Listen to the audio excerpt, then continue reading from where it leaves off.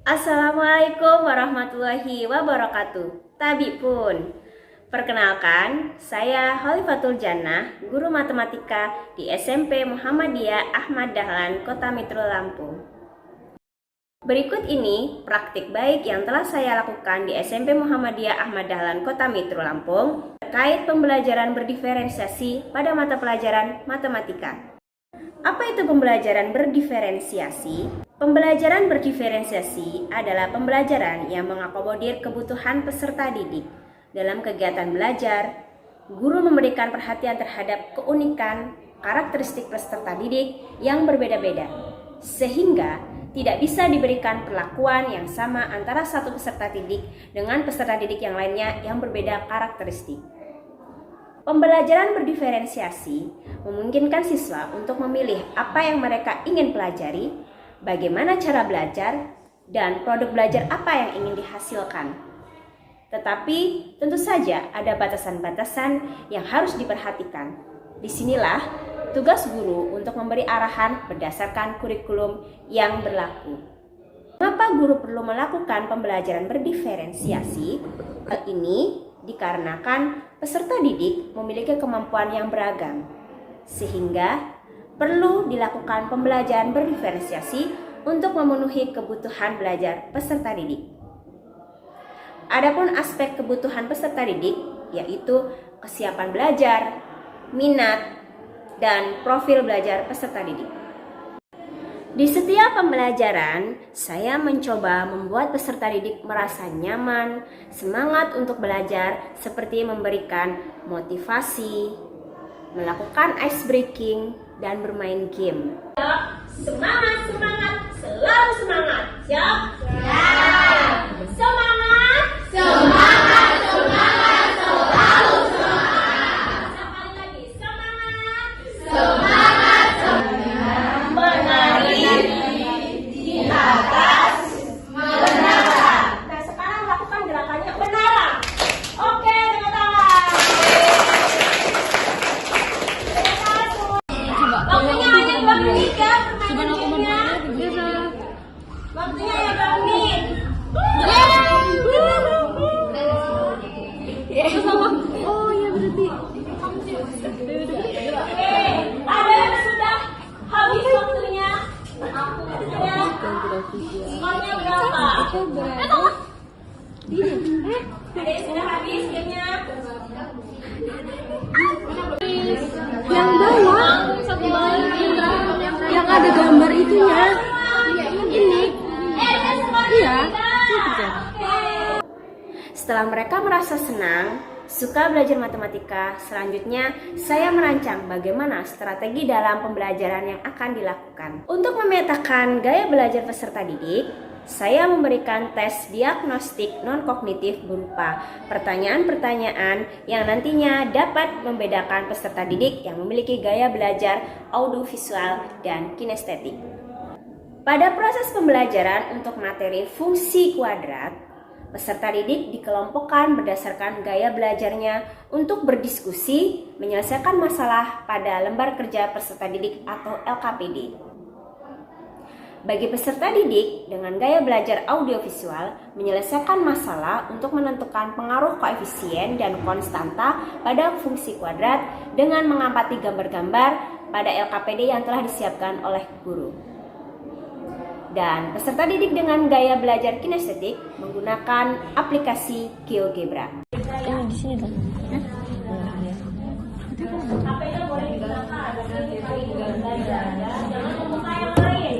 Ini bola. Ini kan dari sini tuh kayak dia ke atas ini. Melengkung ke bawah.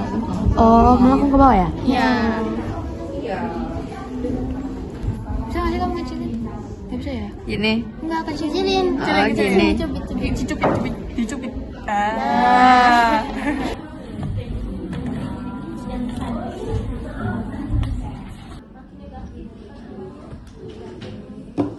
Gue ngeliat dari sini anjir. Saat proses pembelajaran, guru membimbing peserta didik dan memastikan setiap kelompok dapat berdiskusi dengan baik. Menyentuh ini kan melengkungnya kayak parabola begini. Nah, jadinya ada pensil. Ini nah. sini. Kan saya mau motong tadi di sini, bukan 4 ini loh, kan? Oh iya ya. Nah, ini gini. Gitu ya. Ini kan memotongnya tadi carinya mana? Itu mana tadi? Sana. Ini. Tuh kan ya. 0,3. Ini 0,3 aja, ini kan 4. Ini dibenerin ya? Iya. Nah, coba usah lihat.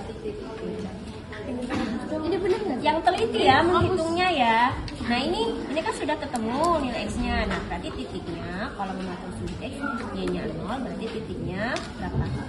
Coba ditulis 3,0 ditulis di sini. Ini kan belum baru x-nya ketemunya. Ditulis coba titiknya adalah x gitu. Ya. X-nya adalah buka kurung 3,0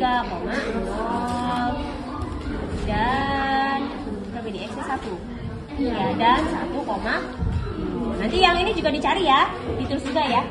Ini kan baru ketemu y-nya. Siap? Selesai berdiskusi, peserta didik diminta untuk mempresentasikan hasil diskusinya. Hal ini bertujuan untuk melatih peserta didik agar dapat berbicara di depan umum. Lebih dari 0, maka grafiknya terbuka ke atas dengan C kurang dari 0. Memotong sumbu Y di titik 0, C dan C kurang dari 0, memotong sumbu pada titik 0, maka dihasilkan sumbu koordinatnya 0,0. Di titik ke 1, maka dihasilkan titik koordinatnya 1,5. Y. Yang ketiga, jika nilai A kurang dari 0 dan B lebih dari 0, maka grafiknya terbuka ke bawah dan titik puncaknya berada di kanan sumbu Y. Selanjutnya, guru akan memberikan penguatan terkait kesimpulan pembelajaran yang telah mereka pelajari. Ini akan semakin kurus, sempit, atau semakin mengecil, ya. Nah, sebaliknya, kalau A-nya makin besar, maka grafiknya nanti akan gemuk. Di akhir pembelajaran, peserta didik diminta melakukan refleksi terkait pembelajaran dengan menuliskan jawaban dari pertanyaan-pertanyaan sesuai dengan kondisi masing-masing peserta didik. Pertanyaan yang berupa, bagaimana perasaanmu setelah mengikuti pembelajaran hari ini? Materi pada bagian apa yang sudah dipahami? Materi pada bagian apa yang belum dipahami? Dan apa saranmu untuk proses pembelajaran berikutnya agar lebih mudah dipahami? Untuk mengetahui pemahaman pembelajaran, guru memberikan tes formatif berupa pertanyaan-pertanyaan terkait pembelajaran yang telah dipelajari. Ingat ya, ini untuk menguji kalian paham atau belum. Jadi, kerjakan dengan percaya diri, jangan takut nilainya kecil. Lebih baik jujur untuk bisa daripada mengejar nilai tinggi tapi tidak mengerti apa-apa. Oke, siap? Dampak penerapan pembelajaran berdiferensiasi ini diantaranya setiap peserta didik dengan berbagai karakteristik merasa disambut dengan baik dan dihargai. Guru mengajar untuk kesuksesan dan perkembangan peserta didik. Kebutuhan peserta didik terfasilitasi. Sebagai bentuk nyata keadilan dalam perlakuan pembelajaran, adanya kolaborasi guru dan peserta didik. Demikian praktik baik yang telah saya lakukan terkait pembelajaran berdiferensiasi pada mata pelajaran matematika. Semoga bermanfaat. Saya akhiri. Wassalamualaikum warahmatullahi wabarakatuh.